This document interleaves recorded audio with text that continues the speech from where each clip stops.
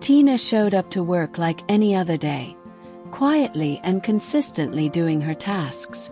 But an unexpected event shattered the routine. Her own sister spilled hot coffee on her lap during a company lunch. Laughter echoed through the room. No one stepped in, no one defended her. Just when Tina felt like she'd become completely invisible, her husband walked in. And he wasn't just any husband, he was a billionaire.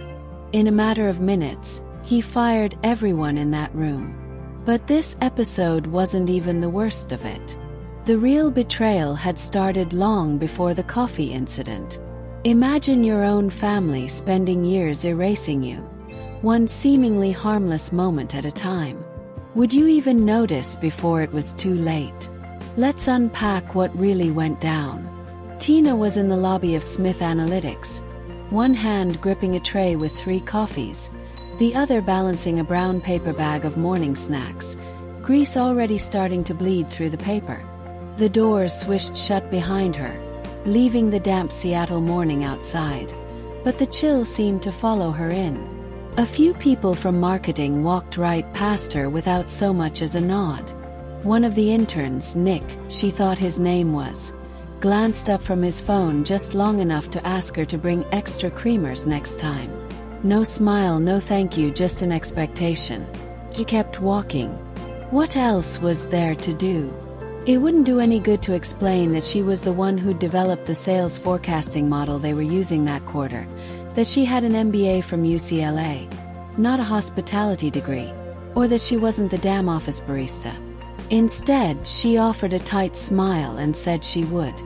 By the time she reached the second floor, the heat from the coffees had soaked through her blouse sleeves, and her arm was starting to ache. She paused to adjust the tray, and her eyes landed on the huge framed poster above the main staircase. Her sister Megan's face. "Meet the visionary behind Smith Analytics," the caption read. In the photo, Megan was smiling, head tilted slightly, the way she always did when she was faking candidness. The Samantha smile she'd used to convince their parents Tina was too sensitive as a kid, the Samantha one she flashed at board members when she took credit for work that wasn't hers. Tina was already late for the Monday meeting. The conference room was packed when she walked in. Sleek, expensive chairs around the long glass table. The giant screen at the head already flashing with Megan's presentation. Tina set the coffees down at her sister's spot and the bag of snacks beside them. Megan didn't look up, didn't say thanks. She just kept talking, saying that if they were serious about third quarter growth, they needed to think beyond projections, they needed disruption. That was Tina's cue. She'd spent the weekend building a model that could predict regional buying behavior based on local weather trends. It wasn't just good. It was the kind of innovation that could completely change their sales patterns. She cleared her throat, ready to jump in. But Megan held up a hand, cutting her off. "Let's save the math lesson for later, this isn't school," she said. Laughter followed. Easy, comfortable laughter from people who'd never once asked Tina what she actually did all day. She sat back down without another word. A VP, Thomas, asked what exactly Tina's role was.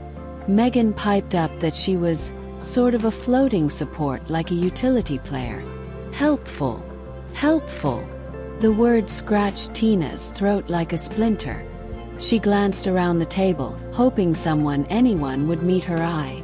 But they either avoided her gaze or stared right through her, like she was part of the furniture. So, she picked up her notebook, the one no one ever asked to see, and pretended to take notes while a part of her quietly shattered.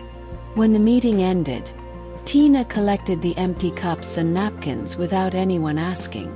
The room emptied quickly, everyone eager to get back to their desks and emails. Tina lingered for a moment, needing to catch her breath. That's when she felt it, eyes on her. She turned and saw Damian Draper, head of legal, standing just outside the door. He was older, quiet, the kind of man who didn't say much but saw everything.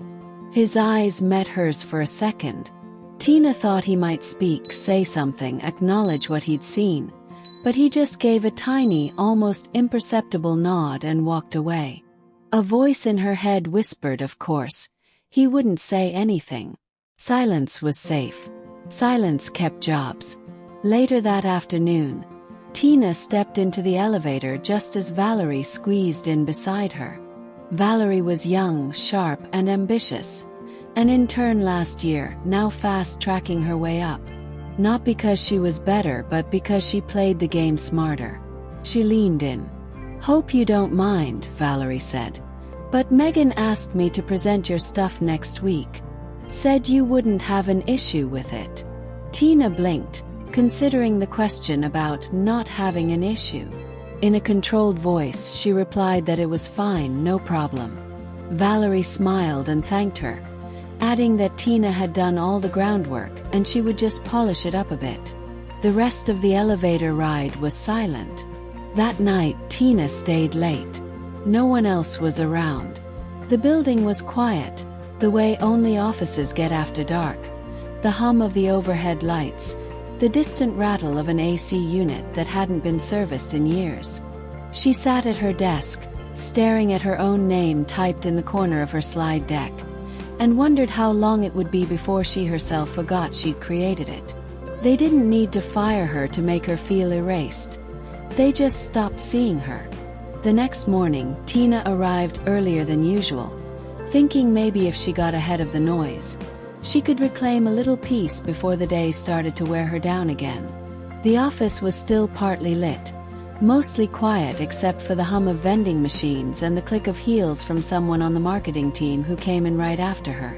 Tina headed for the break room, needing water more than caffeine this time. She passed a huddle of interns near one of the tables. They weren't laughing loudly, but they were trying not to. They scattered as soon as they saw her. No greetings, no guilt either. Tina didn't ask. She just walked to the fridge, grabbed a bottle of water, and caught a glimpse of one of their phones, left face down on the table. But someone got there before her. Julia from accounting approached and in a low voice showed Tina her phone screen, saying she shouldn't be showing her this, but Tina deserved to know. On the screen, a long chain of forwarded emails, almost unreadable from so many repetitions. Yet, one image stood out crystal clear. Tina wiping down the whiteboard in conference room B with the caption, "When nepotism comes with a mop." Above the image, the email subject read, "Queen Bee with no hive." Below, a reply added, "At least she's good at cleaning up Megan's messes." Julia looked at Tina apologetically and whispered that she hadn't laughed. Tina just nodded once, said nothing, took her water and left the room. Back at her desk, she looked out the window. The clouds were thick that morning, heavier than usual for a Seattle spring. She didn't cry, didn't even feel anger. She just absorbed the weight of it, letting it settle where it always did. Deep, unseen, just beneath the surface. They weren't even trying to hide it anymore. Tina wasn't just ignored, she was a joke. The monthly recognition meeting was that afternoon. One of those performative celebrations meant to show how much employees were valued. Bagels, balloons, a looping slideshow on the wall with smiling photos and vague bullet points like, "Made an impact," or "Elevated our culture." Tina expected nothing, but she hadn't predicted this. The presentation cycled through each name, each beaming face. Then, the Data Innovation Award came up. That one hit her because it was hers. The model, her model, was highlighted for projecting market shifts based on user behavior trends. Except under the recognition line, it read Valerie Penn. No mention of Tina's name, not in the corner, not in fine print, nothing. Megan was at the front, perfectly poised, the picture of leadership. Proudly, she gestured toward Valerie and stated that the company's young talent was what drove them. The applause was loud, enough to drown out the white noise buzzing in Tina's ears. Across the room, Damien met her gaze. This time he didn't look away, but he didn't say anything either. That evening, Tina left the meeting early and headed to the vending machine. She didn't need a snack. She just needed to get away, to think, to breathe. She tried to feed a crumpled dollar bill into the machine. It spat it back out. She smoothed it, tried again, Samantha result. On the third try, the machine swallowed the bill, blinked twice, and did nothing. The screen froze. Tina just stood there. It was stupid, insignificant, a tiny annoyance, but something about it cracked the surface she'd been holding together all day. Her hand was shaking, not because of the machine but because of everything. She whispered to herself that you don't break from the big hits, but from the small cuts, from the echo of your own name being erased. She returned to her desk just before sunset. The office had emptied out. Megan had gone home, Valerie too. Sitting there in the dim light, Tina noticed a folder neatly placed on her chair. No note. She opened it. Inside, a printout of her latest presentation, the one she'd built for the product team's quarterly shift. Every slide intact, every graph just as she'd laid it out, except for one thing: Valerie's watermark in the bottom right corner of every page. Tina's name nowhere. She didn't even flinch, not anymore. She walked over to the printer tray, checked the timestamp. Printed that afternoon, 2 hours before the recognition meeting. She went back to her desk, sat down, pulled up her email, opened a draft with the subject line Nugra documentation, attached a scanned copy of the folder, and left the body of the email blank. She sent it to herself. Tina stared at the screen for a few more seconds, then closed her laptop. They thought she was quiet because she didn't know how to fight. What they didn't know was that she'd just started. The office was empty when Tina left. She walked slowly through the parking lot, letting the echo of her heels follow her like a shadow that had learned all too well how to stay silent. On the drive home, she didn't turn on the radio. She needed the silence, not to think. Thinking hurt, but to let her thoughts unspool without judgment. The next day, they were having an investor visit, one of those high-pressure presentations Megan excelled at. The kind of occasion where they pretended everyone was aligned, efficient, inspired.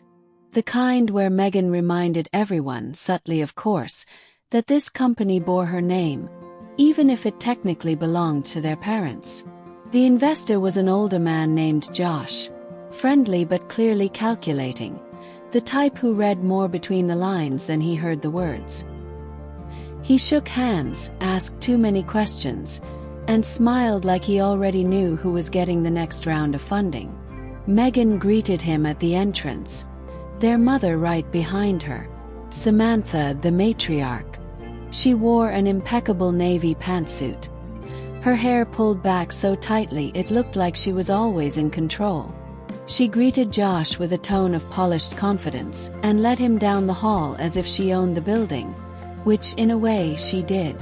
With a proud gesture, she introduced Megan as her daughter, the brains behind it all. Tina was standing less than 3 feet away. Samantha didn't look at her, didn't introduce her, didn't even acknowledge her presence. Josh, however, turned to Tina, politely intrigued, and asked who she was. Tina, smiling just enough to be civil, replied that she was the one who cleaned the whiteboards. He blinked and let out a confused laugh, as if maybe it was a joke. It wasn't. Later that night, Samantha insisted everyone have dinner with the investor. She'd made a reservation at a high-end seafood place downtown. White tablecloths, waiters who called her ma'am without irony, the kind of place where they handed you a wine list longer than the actual menu. Tina didn't want to go, but not going would look petty, weak.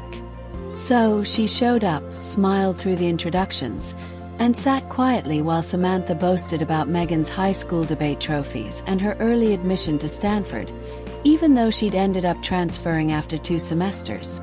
Samantha never mentioned that Tina had gotten a full ride to UCLA, or that she'd graduated early, or that she'd once presented at a national conference before she was 30. She talked about Megan like she was the only daughter she'd ever had. Tina picked at her food, listened, watched Megan laugh and dazzle, and somewhere between the lobster bisque and the grilled sole, the truth landed. There comes a point when silence doesn't protect you anymore. It just exposes you. Later that week, back at the office, Tina needed to drop off a physical file at Megan's office. It was late. Most of the staff had left, and she figured she'd just leave the document on the desk and go. Megan's office door was slightly ajar. Tina stepped inside. That's when she heard her mother's voice. Samantha was speaking in a sharp, impatient tone, instructing Megan to get rid of Tina as soon as possible because people were starting to ask questions. Megan sighed audibly and replied that Tina wasn't going anywhere, and that was the problem. She was too close. Samantha knew how it worked. Keep her in the room, but away from the table. Megan stated she'd been doing it for 6 months and with irritation, added that Tina was just quiet, didn't fight back, never had. Tina stood motionless, still as the air, silent but not empty. Gently, she placed the file on a side table and walked out of the office. Her heart wasn't racing, her hands weren't shaking. She didn't even feel angry. She felt awake. Back at her desk, she opened a new email. Subject: pseudo-documentation. Attached: an audio recording from her phone, which was still running in her coat pocket. She hit send. That night at home, she sat on her apartment floor wearing an oversized sweatshirt, a cup of tea cooling beside her. She pulled out a shoebox full of old family photos. In one, a 10-year-old Tina held a science fair ribbon. In the background, Megan stood with her arms crossed, not smiling. Tina used to think she was invisible because she wasn't good enough. But she wasn't invisible for lack of worth.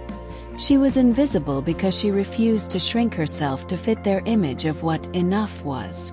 It was that night she created a new folder on her laptop. Contingency plan. Because if they were going to come for her, she wasn't just going to sit there. She'd been underestimated for too long, and if they thought she wouldn't fight back, they hadn't been watching closely enough. She spent the next morning pacing her apartment, letting the kettle boil over twice, and forgetting where she'd put her keys. She wasn't panicking, she was preparing. There was a difference. By the time she walked into the office, everything inside her had shifted. She wasn't there to survive anymore. She was there to remember who she was before she let them rewrite her. She dropped her bag at her desk and checked her voicemail. She hadn't cleared them in weeks. Couldn't stand to hear another, just checking in or circling back. But that day she did. On the second message, a woman's voice came on, professional but warm. She introduced herself as Kayla from Eastbrook Data, mentioning they'd met briefly at the Boston Tech Summit in June. She informed Tina that the company's director of strategy was moving to Europe, and they'd like to talk to Tina about potentially taking on that role. She stated that Tina's work with consumer behavior modeling was exactly the direction they needed. She asked Tina to call if she was open to a conversation. The date of the message: 5 weeks ago. Tina sat very still, listening to the beep that ended the message. Boston. Director level. Real offer. Real recognition. And she turned it down, or worse, ignored it, because 6 weeks earlier, Megan had looked her in the eye and said she couldn't save the company without Tina, that she trusted her more than anyone.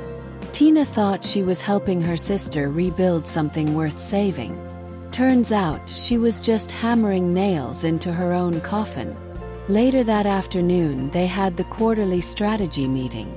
Tina knew what was coming, or thought she did. The presentation was titled, Predictive Models for the Consumer Pulse. That was hers, her code, her design, her sweat. She watched as the screen lit up with her charts, her formulas, her framework, all repackaged under a new title.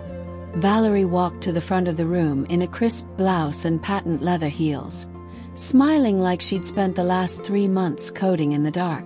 She began by saying she was proud to present a predictive framework they'd been building to anticipate regional consumer behavior, and that Valerie didn't even know the difference between logistic and linear regression until Tina had explained it to her last month. And there she was, Megan, standing at the back, nodding along, proud as a mother at a recital. She didn't speak until the end, then clapped twice and said this was exactly what she'd envisioned when she hired Fresh Minds to shake things up. Fresh Minds. Tina was frozen, every cell in her body screaming, but her face remained calm. When the meeting ended, she opened her inbox. Right on cue, an automated message popped up. Subject: Thanks. Body: Great notes today, Meg. Your support makes everything run smoother. Support. Tina walked slowly back to her desk, closed her laptop, and opened the drafts folder on her desktop. Inside was the original version of the presentation, the one with her name on every page, her notes in the margin, time-stamped edits saved to a cloud account she controlled. There was no denying it, no room for maybe you misunderstood. She highlighted the entire folder and dragged it to the contingency plan, phase 2.0 directory. Then she backed it up in 3 more places. After work, she skipped the bus and walked, needing air, needing space. By the time she got home, the sky was already fading to a bruised blue-gray. She poured herself a glass of wine, sat at her kitchen table, and opened her laptop again. She stared at the screen for a full minute. Then, she remembered a name John had mentioned once, someone he'd worked with during a merger in Chicago, a lawyer specializing in intellectual property disputes.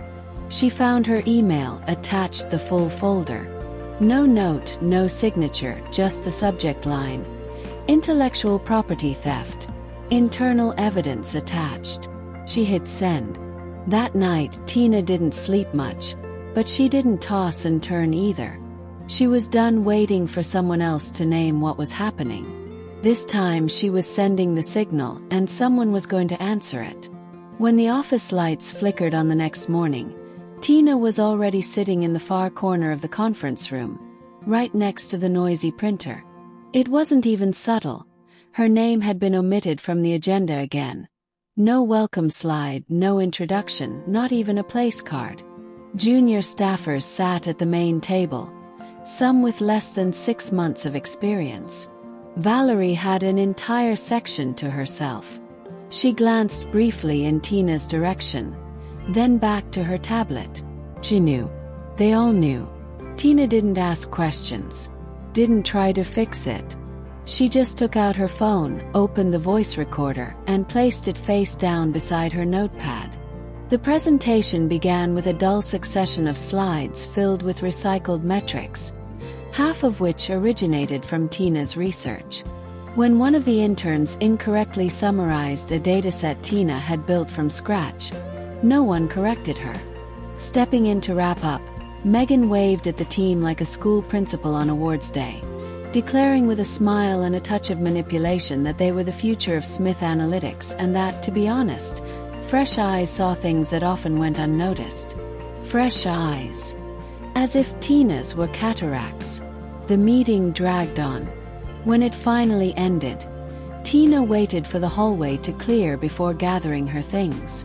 She was reaching for her bag when a new email popped up on her screen. It had been sent to a small group, with Tina accidentally included. Subject: Thursday debrief, internal only.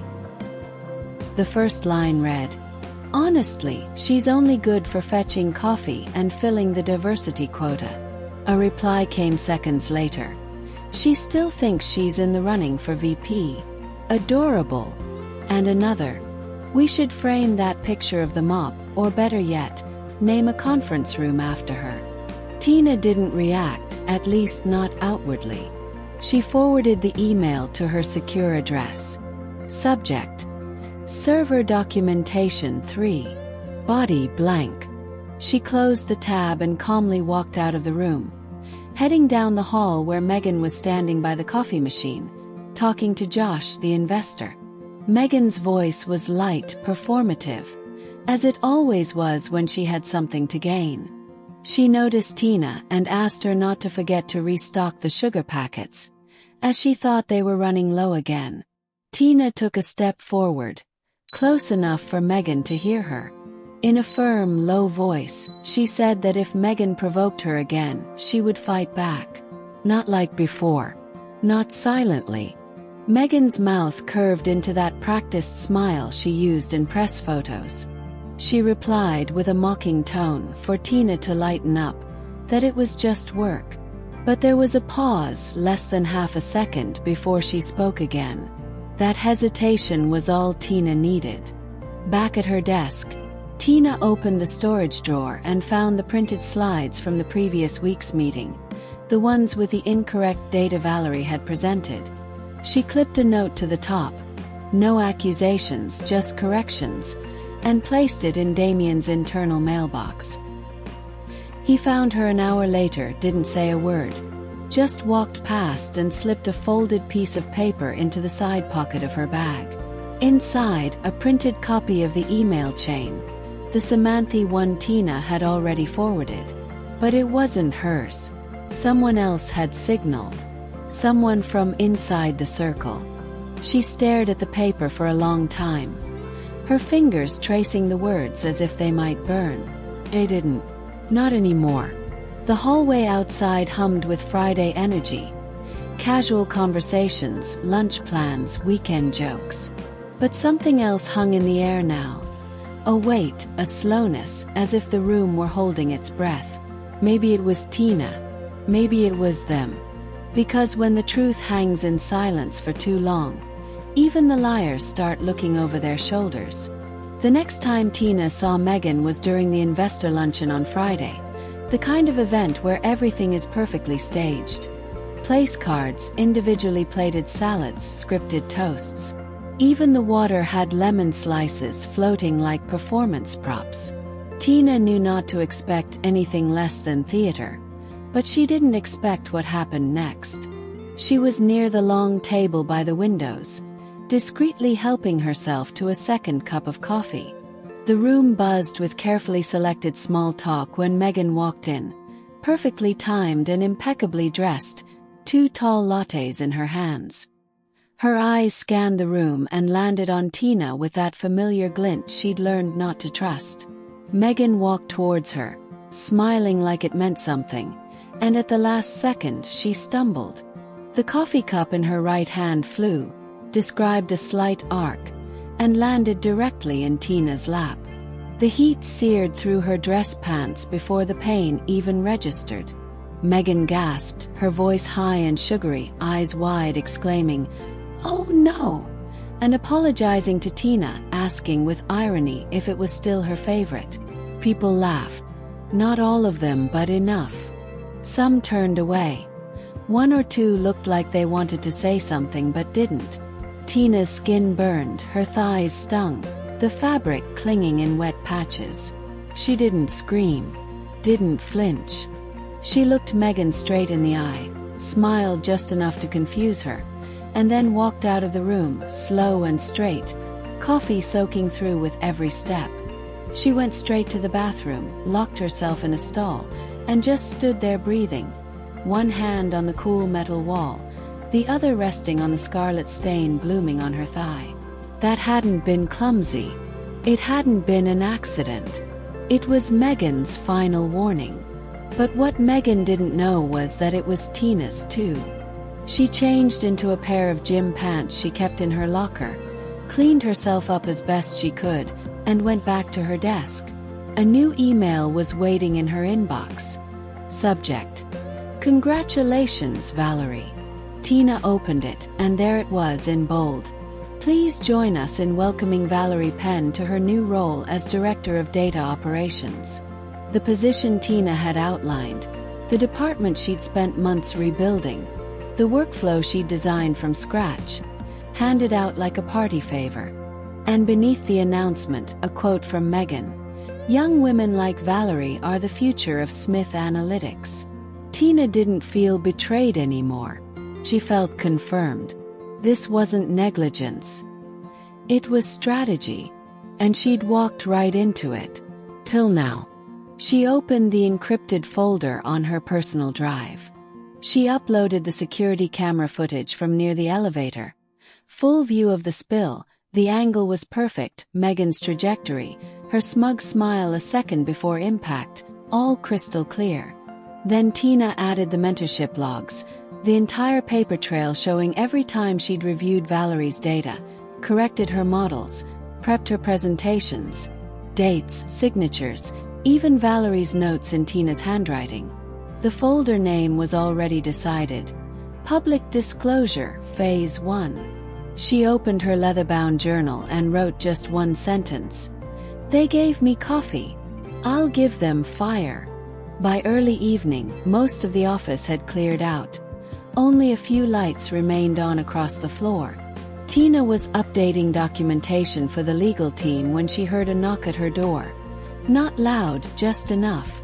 Damien stood in the hallway. His expression unreadable. He didn't speak.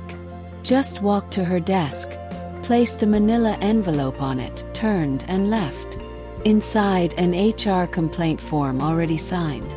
Anonymous, but the wording was unmistakable.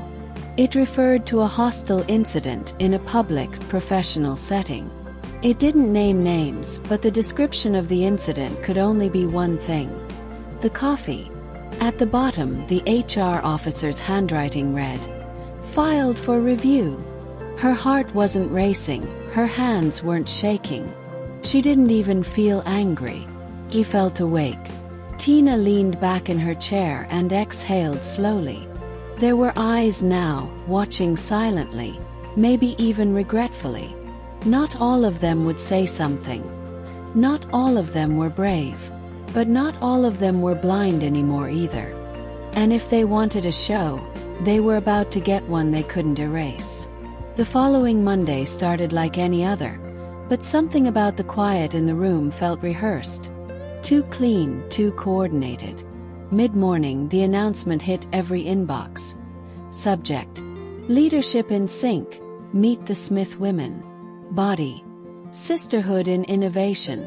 The Smith Women leading together. Tina stared at the subject line, blinking once before opening it. There it was. A full-page press release, glossy and bright, featuring a photo of Megan and Tina smiling side by side. Except Tina hadn't smiled like that in months. The photo was from last year's holiday party, cropped and filtered to remove the people around them, altered just enough to make them look like a united front. The caption read, "A legacy of trust, vision, and sisterhood." Megan was quoted below. "My sister and I have always believed in building this together. We thrive because we lead together." Tina didn't know whether to laugh or throw her mug across the room. Instead, she hit print. As the page slid out of the tray, she whispered softly, "The photo was real. The moment never happened." 2 hours later, Tina got a notification from a client she hadn't spoken to in a while. Marcus, from Denver. He'd forwarded a proposal sent to him for a new cross-regional data analytics initiative. His message was short. "Hey Meg, you didn't mention this framework to me last quarter?" Tina opened the attachment. Her framework, her analysis flow, her predictive grid, word for word. Only 2 names were listed: Valerie Penn and Megan Samantha. No acknowledgement, no footnote, no based on a concept by. Nothing. But it was there, buried in the metadata. Tina's watermark, dated, registered, unmistakable. She stared at the screen, then slowly closed her laptop. They weren't just trying to erase her. They were replacing her in real time, one asset, one headline, one client proposal at a time. That afternoon, the company held a quarterly town hall.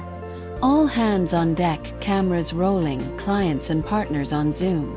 The theme: Shared Vision, Smith's Next Chapter. Megan took the stage, wearing her signature navy blazer and a smile sharp enough to cut glass. She launched into a speech about leadership, vision, and family legacy. Tina sat in the back row, perfectly still. She didn't interrupt, didn't raise her voice. She waited until the Q&A. When they opened the floor for questions, Tina stood up, calm and steady. "Megan," she said, "can you clarify when exactly you and I last co-authored a project?" You could hear the air change. The mic operator hesitated. Someone coughed. Megan blinked just slightly, but it was enough. She forced a smile. "Meg, I'm not sure that's relevant to today's discussion." "No," Tina tilted her head. "Because it's relevant to the article you published this morning, and it's certainly relevant to the client proposal sent to Denver yesterday." Silence. A junior staffer raised her hand and said carefully, "Didn't Meg design Project Cora?" Another voice chimed in, this time from the tech team. "Yeah, the predictive grid was hers. We tested it back in October." Then Damien stood up, quiet but firm. "I can confirm the time-stamped files. The original material is Meg Smith's." No one laughed. No one looked away this time. Tina looked around the room. She didn't need to shout, didn't need to plead. She built a family of mirrors, Tina thought. I lit a match, and just like that, the silence that once protected her was about to testify against her. After the town hall ended, people left the auditorium quickly, but not towards Tina. No one said anything, not even Damien. His usual nod was replaced with downcast eyes as he passed her row. Back at her desk, Tina ate lunch alone again. The cold pasta she'd brought from home tasted like cardboard, but she kept chewing, one forkful after another like always. No one sat next to her. No one mentioned the Q&A. No one acknowledged what they'd heard, because doing so might require choosing a side. And that meant risk. Funny how silence isn't neutral, Tina mused. It just waits to see who's going to win before it speaks up. She was clearing her dishes when the elevator bell chimed. The sound wasn't unusual until she heard it again. A pause, then footsteps. Two men in dark suits stepped out first, scanning the room like they already knew where to go. Then came the third figure, John. He wasn't wearing the usual softness he carried at home. No loosened tie, no casual dress shirt. He wore a tailored black suit, no tie, eyes focused straight ahead. It wasn't just his clothes. It was the way the air shifted around him, like the room had finally decided to listen. Megan appeared from her office, faltering only slightly. She flashed her usual smile, the one she reserved for investors, for cameras, but her shoulders weren't quite right. "John," she said, as if she'd just run into an old college friend. "We weren't expecting Dash," he cut her off with a quiet, "Let's keep this brief." The boardroom doors opened as if on cue. Tina followed, not because she was told to, but because she knew what was coming. Inside the room, Megan sat at the head, flanked by 3 executive assistants. Damien sat silently. Tina remained standing. John placed a single manila folder in front of Megan, then another in front of Damien. "Transfer of controlling interest," he said simply. "Effective immediately. Smith Analytics is now majority-owned by Wexler Holdings." It was a quiet acquisition, intentionally so. Megan's face didn't fall. It froze. "This is a joke." John remained still. "No. What's been happening in this company for the past year? That's the joke. I'm here to end it." She laughed once, sharply. "You bought us. This is your revenge for me defending this place." He didn't flinch. "You defended a lie. You curated a brand. You erased people." Then he turned to Damien. "I'll be appointing interim compliance and ethics leadership, starting with a full audit of internal communications, reporting structures, and project authorship." Damien gave a single, solid nod. John looked at Tina next. She reached into her bag, pulled out a flash drive, and walked calmly to the screen at the front of the room. Plugged it in. One click. The first slide.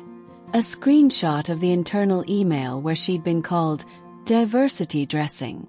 Next. A client proposal with Valerie's name pasted over Tina's model. Then, the security camera footage showing Megan's very intentional coffee spill. And finally, a single slide with bold text. If silence protects the abuser, let noise redeem the truth. No music, no narration, just the raw, unvarnished truth. Valerie, sitting in the corner, buried her face in her hands. Damien looked directly at Megan and asked if she had anything to say in her defense. She blinked once, twice, and replied that this was a coup. Tina stated it was a correction. John stood up and announced that, effective immediately, Megan Samantha was removed from her role. A review of all project leads would begin that week, and Megan's contract was terminated, pending legal review. Megan's voice cracked as she asked if he was doing this right now, right here in front of her. John didn't look at Tina when he replied that Megan had done this to herself. She just hadn't expected anyone to say it out loud. Megan turned to their mother, Samantha, sitting at the far end of the room. Samantha didn't speak, didn't move. She stared out the window as if she didn't recognize either of them. As the room emptied, one by one, Tina remained. She wasn't finished. She had one last thing to say. She waited until the last door closed behind them. The boardroom was silent except for the soft hum of the cooling projector. She walked over, removed the flash drive from the port, and slipped it into the inner pocket of her blazer, as if she'd done it 100 times. She didn't need to say anything more, but she did. She turned to the window, where Samantha still stood motionless. She hadn't looked at Tina once since it all unraveled. Her reflection in the glass was sharper than her presence in the room. Tina moved close enough for Samantha to hear. Calmly, without bitterness, she said that Samantha once claimed she was too soft to survive in this world. Turns out she was just quiet enough to outlast it. Samantha blinked slowly and remarked that Tina looked more like their father lately. Tina nodded, remembering he always said the truth didn't need a microphone. There was no apology. Tina wasn't waiting for one. Later that week, Tina returned to the office early, just as the cleaning crew was finishing up. The lobby looked the Samantha, but the energy was different, lighter. The whispers had changed. There were no sideways glances, just people working, breathing. Megan's nameplate had been removed. Her office door repainted. Valerie had submitted her resignation, citing a need to realign with her values. Tina didn't stop her. She walked past the reception desk, where a new framed poster now hung beside the mission statement. It featured a quote, "Silence gave me strength, but truth gave me my voice." The receptionist smiled at Tina, not nervously, not out of obligation, but genuinely. Tina nodded, continued to her office, and spent the morning reviewing proposals. Damien and the new head of HR joined her mid-afternoon to finalize the company's first formal code of ethical collaboration. They outlined policies on authorship credit, project oversight, and whistleblower protection. For the first time, they were naming what no one had dared to describe before: gaslighting, sabotage, performative alliances. Damien signed the draft and handed Tina a pen, stating simply that this wouldn't exist without her. Tina replied that it shouldn't have needed her, but now it did. The next morning, a new message popped into her inbox. Subject: "I owe you an apology." Sender: Valerie Penn. Tina stared at it for a full minute before opening it. Valerie admitted she knew what was happening, that she let it happen, that she told herself she was just trying to survive, that she wasn't proud of how she'd stayed silent. Tina didn't reply. She filed the email away but didn't delete it. A few weeks later, Samantha showed up unannounced. She walked slowly down the hall, nodded at a few people she no longer recognized. She didn't ask for a tour, didn't mention Megan, just stood by the glass wall in Tina's office, looking out at the city. Samantha said she'd come to see the place that changed everything. Tina poured her a cup of tea, no milk, no sugar, just how she liked it. Samantha looked around and stated that Tina ran this now. "I lead it," Tina corrected. Samantha nodded, observing it was cleaner, sharper. They didn't talk about what happened. There was nothing to rehash. Samantha had made her choices. Tina had made hers. But as she was leaving, Samantha paused at the door and said Tina never needed fixing, just space. That night, Tina closed her laptop for the last time that week. The paperwork for the new partnership was finalized. Smith Analytics would begin sponsoring leadership scholarships for Black women pursuing undergraduate degrees in data science and engineering. The first cohort had already been selected. 4 students, bright, insightful, quiet, but not invisible. When Tina turned off the lights and walked out, there was no applause, no spotlight. Just a soft stillness that settled around her like a coat she'd stitched herself, one thread at a time. She'd called it revenge, but Tina never needed them to fall. She just needed room to rise. Tina used to think being quiet meant being weak, that keeping her cool meant giving up. But she'd learned that silence, when chosen, can be power. And sometimes the strongest move you'll ever make is to hold your ground without raising your voice.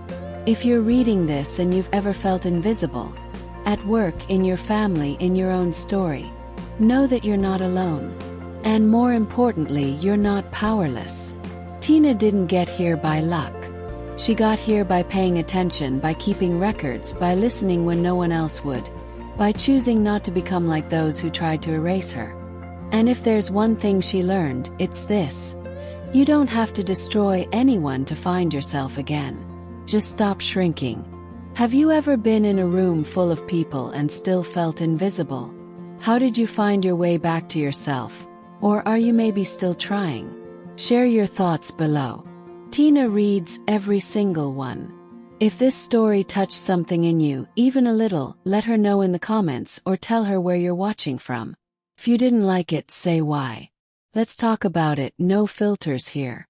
And if you want more stories like this, raw, real, and full of the quiet power so many of us carry, don't forget to subscribe to the channel. That way, you'll never miss the next voice that finally gets heard.